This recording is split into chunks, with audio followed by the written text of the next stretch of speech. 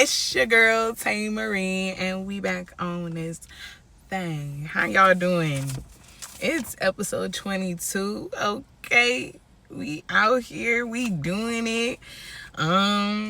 Season 2. Season 2 started on last episode, but it was pre-recorded, so I'm gonna just say it again. This season 2, I guess. I don't know. I'm doing a little something. I took a little break for a minute to get my mind right. My baby's birthday was just in July, so went to enjoy that. But mainly I just wanted to take a break and really just be present for a moment. And let me say, during this break, a lot of things have happened. A lot of truths have came out, and mainly about me doing this and speaking out, and you know what I'm saying. For the people that gave me positivity, I'm glad that the show is something that you listen to and it's great, and you know, whatever. The people that have something negative to say,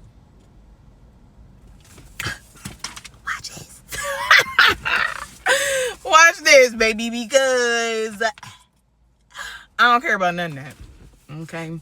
You know, this is not just for me. And this is the last time I'm going to say it. It's probably not. But I want to stamp it right here. Season 2, episode 22, 222. Let's get it. Okay, so I'm going to let you know right here on this path, because you are on the right path, obviously. And tell you that the negative comments and stuff, I'm sorry if you don't like what I'm saying, if it's making you relate in a way where you feel negative about it, you know what I'm saying. And I really hope from the bottom of my heart that you will find something down the road that will get you open enough to understand what I'm saying, and know that it may not be about you. You know, me speaking about my experiences is all I can do because I've been through it. It's not that I'm sitting here on this platform trying to make it seem like I'm better or like I've been through worse, but I only been through what I've been through, you know? So, you know, all I can say is if it's negative, keep the negative out your life. You ain't got to watch me. You ain't got to tap in. But I appreciate that you do. And I appreciate anybody that taps in. Because, you know, I'm doing this for me first and foremost. And I'm doing this for people that need to hear it, whether it's in my hometown or in China or Australia or Ireland or I'm really thinking about that other one, but I want to say the one that's right there by Australia. What is that? Let me shut up for a minute. I had it. The Netherlands. Even it's for them. I think that's it. But yeah, I think that's it. I feel like it's not. But that's what I'm going to say. Yeah. Whoever it's from. It could be for somebody in Antarctica right now. But I'm just saying that this is Soul Food Podcast. It's your girl Taelr'd, and we back on this thing like we ain't never even left. Okay. All right, and what this one is called, what I'm going to call this is the power of protection. Amen. And we going to pray over some protection over this video because we coming back at it. Yeah. Okay. And really it's been hard trying to find some time. It's been so busy, but I'm finally making the time and I'm happy about that. But yeah, let's get into this thing. So the first question that I have is, how do you define protection in leadership, in a leadership context? And what I wrote down was, protection primarily refers to the leadership role in safeguarding the well-being and success of their teammates and the in the organization. It was a broke down word. Okay, So it has to deal with the people on my team and the organization. That is what protection is when it comes to leadership. That's interesting, because I have been working on that in my life. Like, new chapters are opening up. My baby is about to be in kindergarten. Oh my God, kindergarten? This is the beginning of the beginning. It's been the beginning, but this is the beginning of the beginning. Are you ready? No, I am not, but I am prepared, and I am ready, and I am open. The success of my teammates. So whether it's at work or whether it's at home, you know what I'm saying? And I feel like I already spoke about my priority list, but I'm going to bring it back to anybody that needs to know who is a priority in my life. First is God and I. First is God and I. God, myself, my son. My son. Okay? Now, one day it may be my husband. Where he at? Where he at? But for right now, sit your girl solo dolo. It's my son. Then it's my mama and my daddy. Then it's my family. And then it's my friends. Okay? That's my priority list, and I stand 10 toes down with it. That's how I feel. But when it come back to over here, that's a part of me. Okay? My work. Because without this, me and my son ain't going to be able to eat. So, we ain't going to be able to eat, sleep, whatever. We need them things. So, I also have to think about, my job. And the people that I work around, and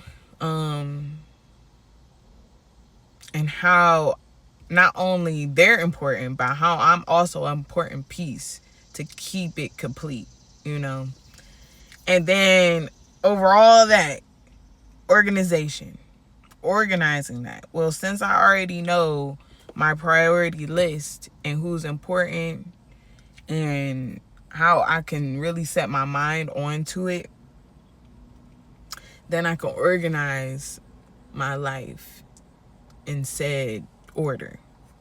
Because like for example, okay, when it comes to not only myself, I have God. I gotta have God in that. When I need my time, like I said, it's been very busy, and not making space to have this time to have conversations and speak out loud and listen back to what I'm saying. I feel like it's been a little foggy, but that's why I'm glad that I put this down for a minute, because it gave me a chance to listen. Like I said, not only that my baby starting kindergarten is new in my life, but there's other things that I am getting used to in my life. And I had to be present enough to know how to maneuver it and not fall into the traps of eventually hurting the ones that are a priority in my life, First, just realizing that I'm in a new path. You understand? Like, I was living a different life, 4 years ago. Things are changing for me in my life. Like, I am coming back into a point where I am learning how to be myself, and I am adjusting, and there's going to be triggers and challenges that push me to feel a certain type of way. But more and more, I'm thankful for the time like this to cry, to talk it out, to forgive myself for the decisions that were made, that had to be made, and that currently have me in my situation now. And thank you, God, for letting me see my current situation now and being able to have a clear mindset to actually care enough to just be here and not feel bad and not listen to those negative thoughts that try to haunt you every day. Understand that you had to move a certain way because you had to get out of certain situations. You had to do what you had to do to get where you are right here. And thank you, God, for telling me to pause for a minute so I can clearly understand that. Because if I would have kept going where I was at to where I'm at right now, it probably would have started sounding more negative and like I was in my feelings and things that people are kind of trying to tell me. But that first part was me letting things off my chest.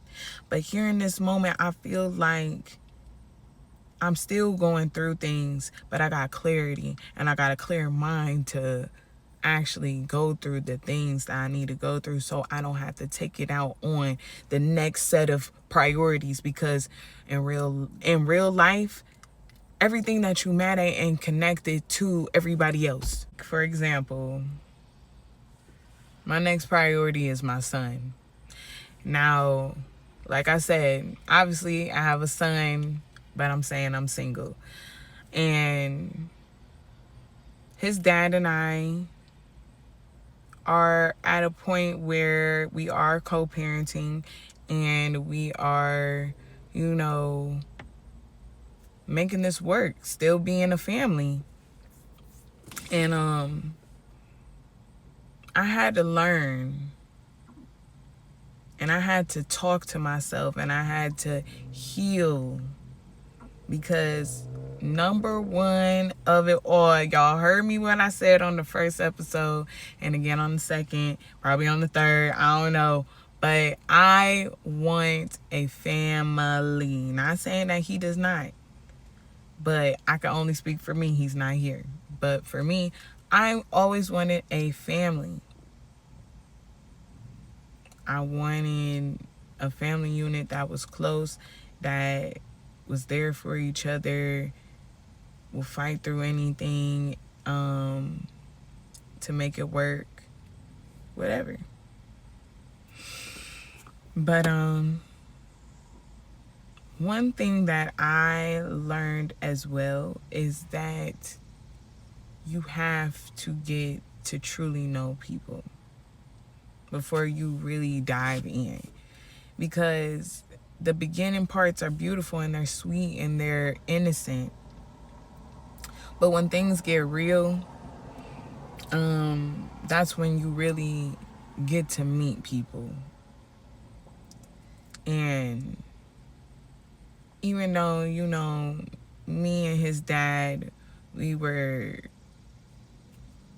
always friends, and we have good times with each other. Like, that's truly my friend. Like, I appreciate him. I love him. I love the father he is to our son. I appreciate him and his family. That does not go nowhere. But what I had to learn, back to what I was saying, was that where the feelings and the issue lied was between me and him. Maybe we didn't see eye to eye on certain things, but for one thing, we have our son. And we're going to always have our son, not just for 18 years. We're going to have our son. I am going to be the grandmother of our son's children. Like, you know what I'm saying? Like, I will always be connected to him. And this is why I also learned and feel why God said to be married before you give yourself up, because this is the stuff that you got to deal with. And also on another note is, if you ain't hip to it, please read it. Like I'm telling you, it's a good read. But Genesis 12, I think that's where it starts, truly. And I don't know, all the way until Isaac grows up.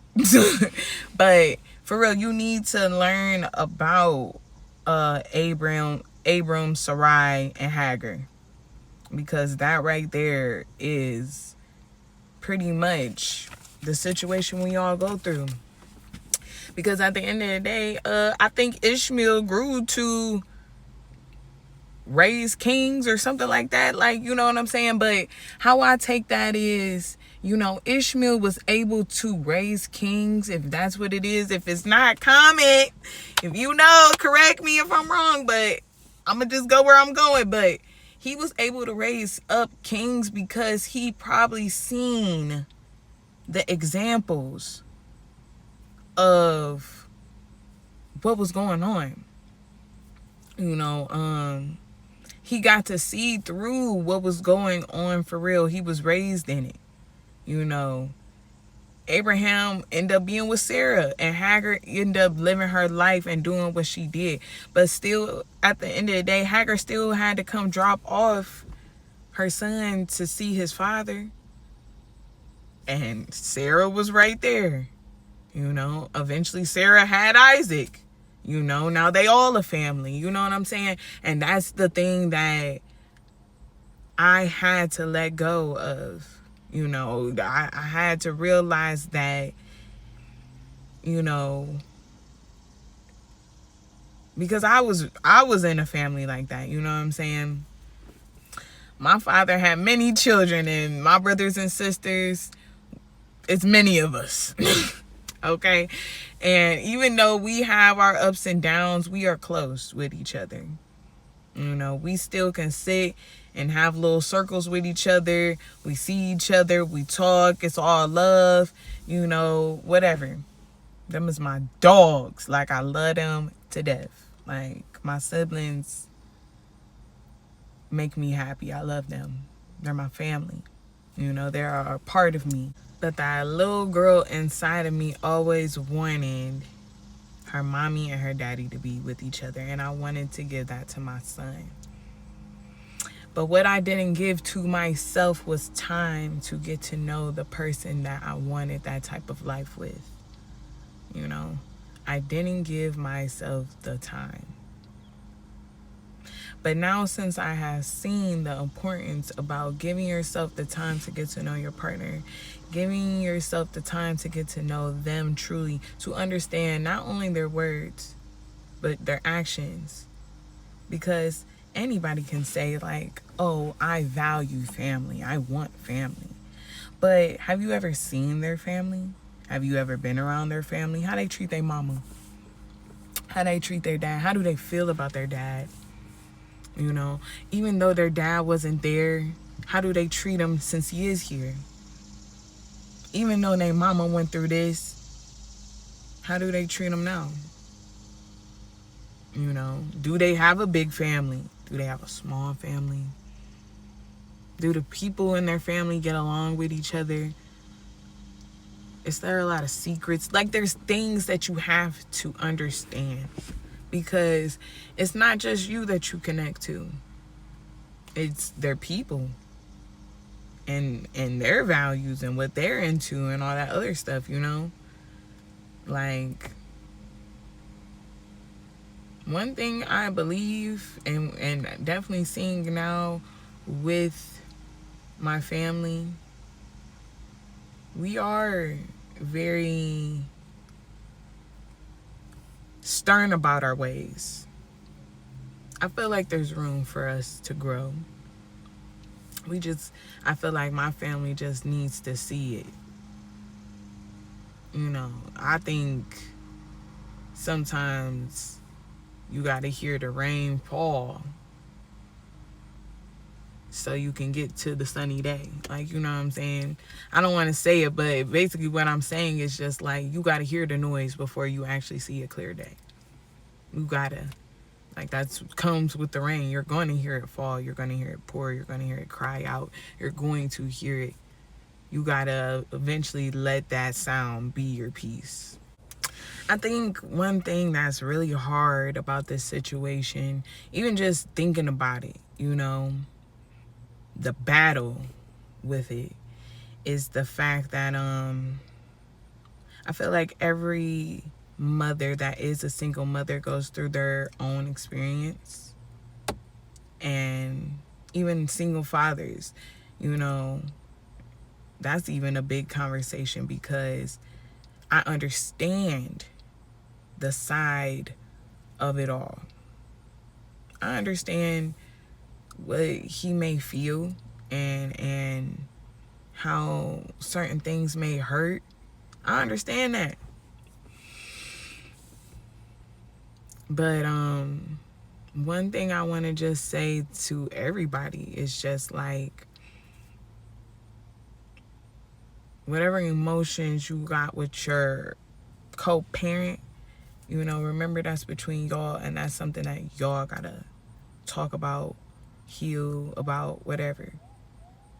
But then you got your child, and you gotta understand, yes, your child loves you and your child loves them. You can't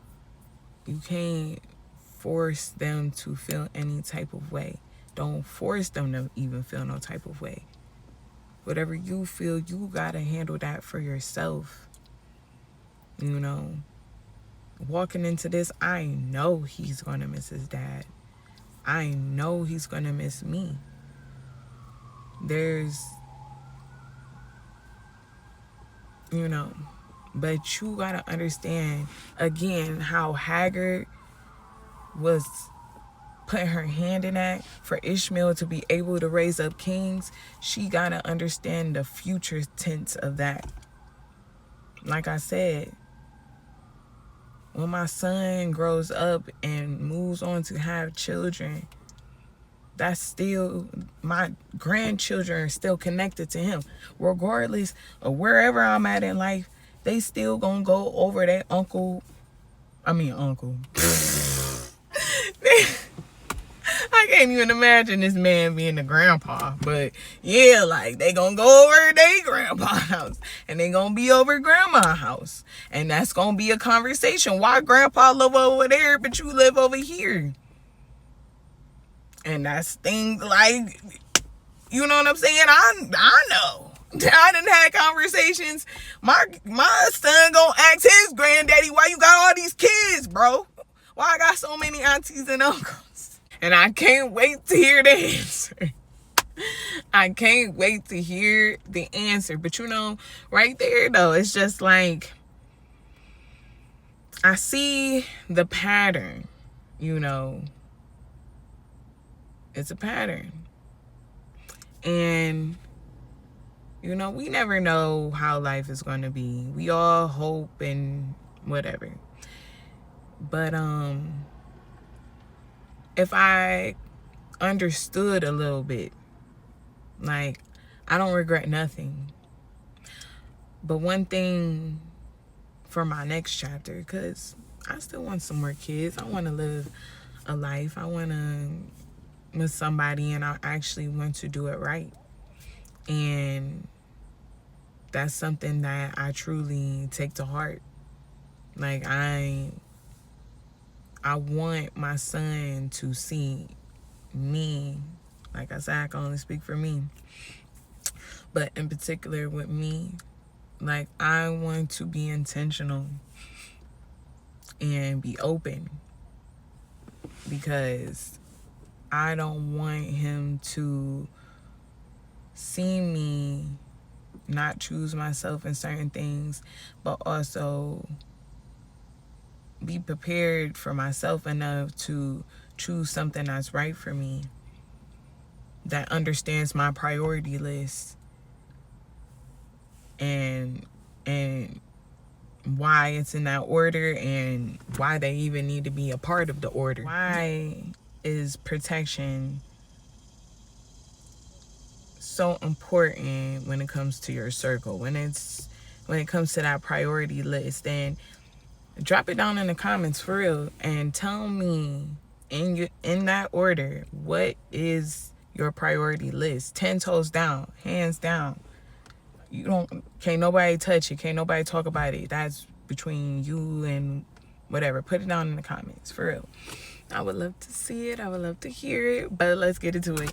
But you know, since it's already talked about with Abram, Sarah, well, Sarai, because I ain't even say Abraham, Sarah, and Hagar.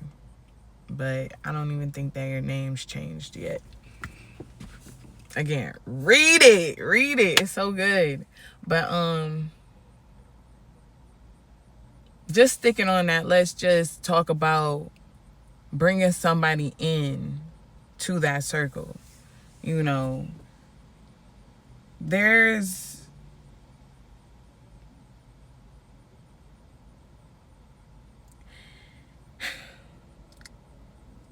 for so long that why I held on to it is because I already knew at some point that I was Hagar. And I felt like one day I was going to be in position where there was going to be somebody else in the picture, you know? And I hated it. I felt for Hagar. I was like, girl, what you gonna do? What you gonna do? But in the chapter, God reminded her that he has something for her. That was not the end for you. Like, that was not for you. You know? How you even got in that? Didn't even scream, I gave that to you. You know what I mean? That was not even for you. That's what you thought was for you. But I shown you in so many ways why you didn't belong there.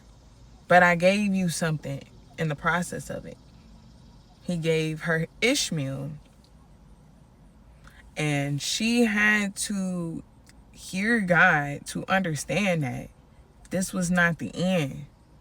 And continuing on with it, like, who knows? Like, Hagar probably did meet somebody. I don't know. I don't know. Just thinking about it. Because, you know, like I said, I want more children. It don't stop. Like, it don't stop. But at the same time, again, Ishmael was able to raise up kings. You know what I'm saying? That could mean anything. His sons could have went off and actually seen, and probably Ishmael probably got with somebody, and it was probably a beautiful marriage, a beautiful relationship. They made beautiful children with each other, and those kids seen how he loved on his wife, and they wanted to be like his daddy, and they raising families too. Boom. It all depends. But again, it comes back to Hagar. What kind of man did she have around Ishmael? To love that? Did she find a man that loved on her? Probably did. Not only did Ishmael get to see Abraham and Sarah finally have Isaac with each other, and they were happy, they were in love, they were so glad. And Isaac went off and had his wife, you know. And he probably thought to himself, I want this too. I want this too. I want it. I want to be with somebody that I actually care about, and, you know, not just raised in a one-parent household, but actually to be there and show my kids why it is important. And it very much is. And, you know, but sometimes life happens. But then that's when you gotta understand your new position. Because just like when Hagar had that baby, because I mean Sarai was always with Abram. You know, she was a friend, she was a something, she was a sister. They was always close. You know, read the story. But she wasn't able to give him children. And again, that could mean anything too. She wasn't willing. She wasn't putting out till he put a ring on that finger. You know? There was some some moment of not happening in that, in their relationship, but she always was by his side. She always was there with him. And because of her own feelings, she told him to go ahead. If you want to do this with Haggard, go right ahead. Because obviously this is what you want, and I'm not willing to give it to you. And he went on and did him.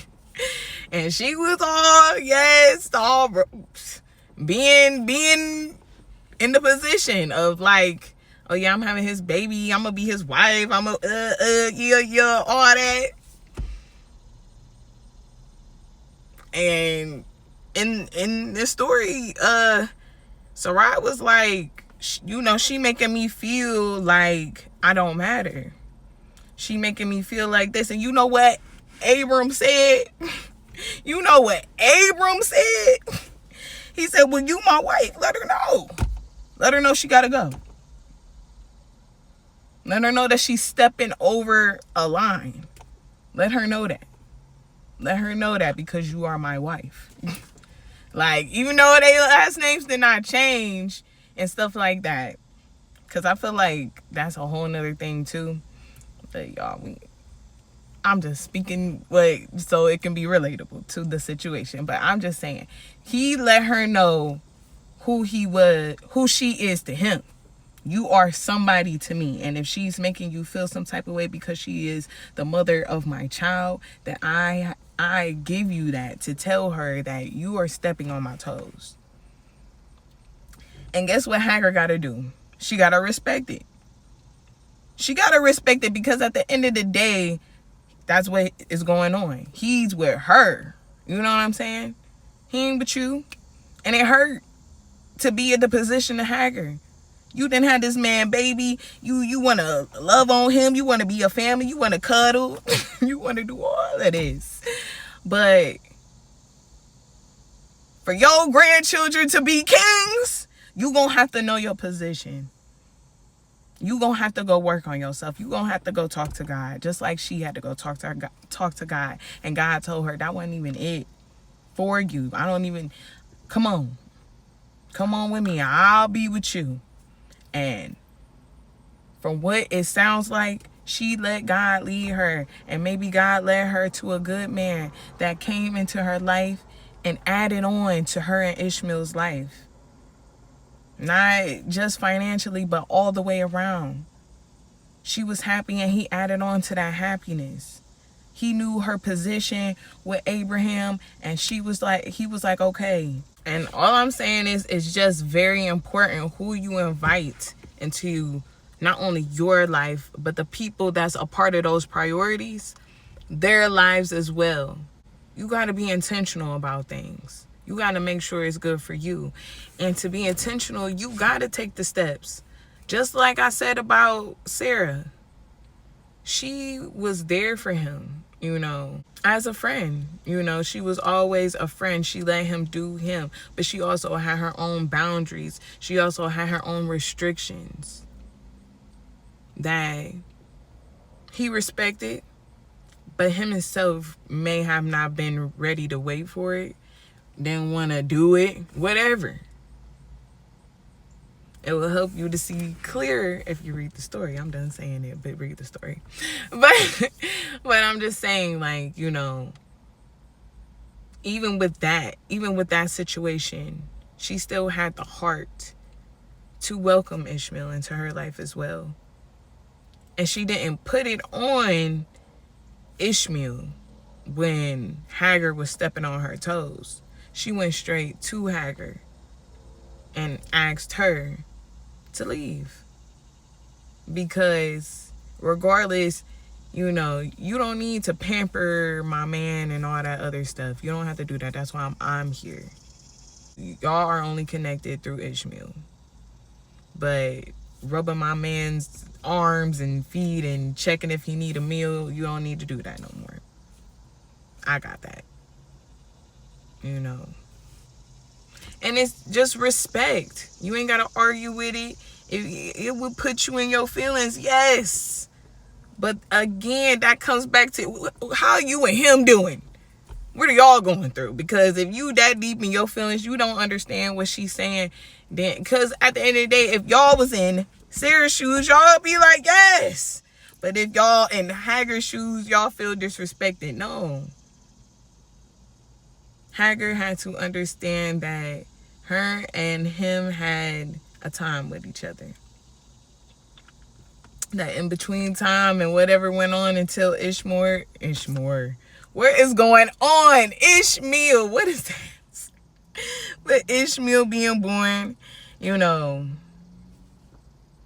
it just is what it is. So what are you gonna do now? What are you gonna do different?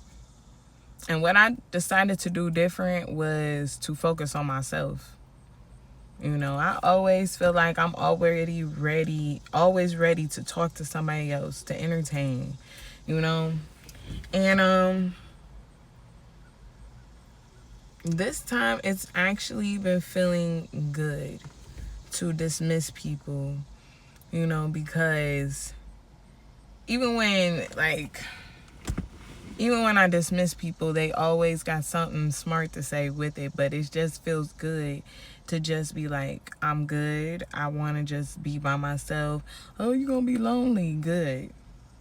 I'm not too lonely because I'm getting to know myself. I'm getting to know God. Like, it's been a battle, but I'm doing it. And I'm proud of myself because I know next time around when I actually am intentional with somebody and I feel that they are the same, it's not convenient, it's not oh, pick it up when I'm ready. Like, no, it's truly intentional. They want to be a part of my life and they're welcoming me into theirs. It's going to feel good, and I pray that it's right because I'm already in my race. I'm already past the starting line. Like, I want to continue and live out what I want to live out with somebody that wants to live that too. So let's get to this question, viewer question of the week. And hold up. What techniques do you use to create a protective atmosphere for your circle? And what I wrote down is open and respectful communication, build trust, create and promote team support, invest in team development and well-being. Okay, so obviously that's the research part, but to elaborate on it is, of course, I want to have conversation when it comes to my partner, when it comes to my kids. That's very important to me, especially my family too, you know. But the main part of my life, God, myself, my son, I want my son to be able to talk to me about anything, okay? Marquise, if you ever watch this in the future, I want you to know you can always talk to me. Don't let nobody ever tell you you can't. I love you always and forever, and he already know. But I want my child, my future children, to know there ain't nobody you can't ever. I don't care if I yell, scream, whatever. Just know mama always loves you, and I'm a very passionate person. And I will break down walls for your ass. Just know that. Because, no, we don't play that over here. Okay? But also, one thing that I gotta learn to calm down, because I want to be able to be calm and be prepared for what they got to say, because I want to build trust.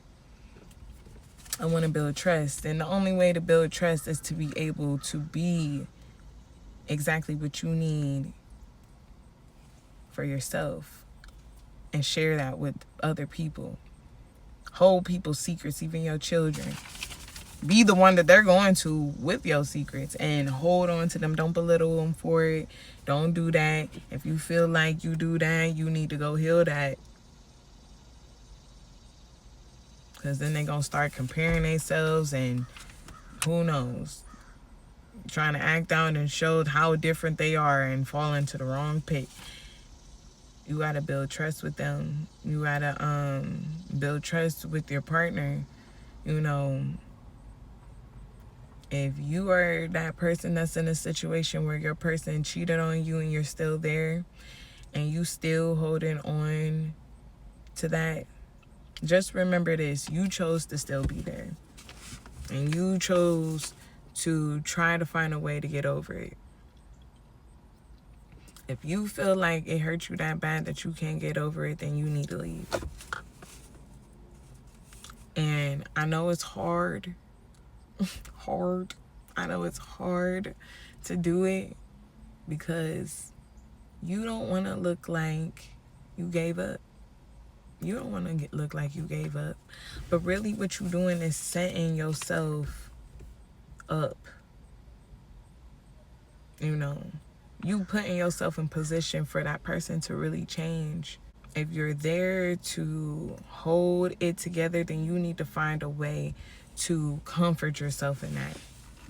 You know, is it worth me still being here? Why did he even cheat on you in the first place? Is there something that you aren't seeing within yourself that will make him walk out? Or is he just the type to just always be promiscuous? Because then that's something within himself that he got to work on. Why is he so promiscuous? And really that ain't got nothing to do with you. But do you feel good laying down with a promiscuous man? A man that's gonna possibly bring home another baby up, and that isn't always gonna be faithful to you. You know, these are the things that you gotta think about. And then boom, your children are gonna find out about this. Hide it or not, it's always gonna come out. It's gonna come out one way and another, through family or through a stranger. So it's just like, you know, you gotta figure out what you can be able to trust for yourself, and then that's gonna reflect outside of you, period. Like, if you can't trust your own self, your decision making, then you will never trust anybody. You will never trust anybody because you don't even trust yourself. You don't even trust the thoughts that come through your head. You can't even trust that the negative thoughts are negative thoughts. And once you actually face those thoughts, those realities that you have when it comes between you and yourself and what God is showing you, then you'll be able to handle everything else in that list. I'm telling you. I'm telling you. I'm telling you. It's real. But once you get to that point, yes, it's going to create a atmosphere of support. Once you start trusting, once you start having that communication, it will build a support system where everybody can talk to each other. Everybody can come to each other. You know, you attach to this, like I said, if she found somebody to be with, Hager, and he was like, okay, to be a part of this, I know that I gotta love Ishmael, and a part of Ishmael is Abraham and Sarah, so I'm gonna have to love them too. I'm gonna have to get to know them. I'm gonna have to be patient with them, because at the end of the day, this is where I want to be. And once you make big decisions like that, once I feel like I'm ready to commit, there's somebody in my life, he really enjoys me. He enjoys my son. My son actually enjoys his presence. He likes him. He cares about him. Once that comes into my life, you know, and we start investing in each other, I have to make sure that he's on the same page about knowing that this is what it is. And you can add on to this. Then it's willing to invest in. You know, start as a friend. I feel like I feel like in my community, correct if I'm wrong, or just, some people in general, we don't start as friends. We're always just like, this is my boyfriend. Like, no. Who is this person? You need to know him for at least a year or two. All that first time dating and stuff. No. Get to know him without seeing him naked. If you end up seeing him naked, it was an accident. Like you bust in a stall on accident. I don't know. Like, just really not even on purpose. Something we can laugh about. And it just slowly turns into something. That's intentional. I didn't even know how this happened, but it happened. We got such a great bond, nobody can touch it. And it's happening right now, There's somebody new coming into our lives, and I have to be myself.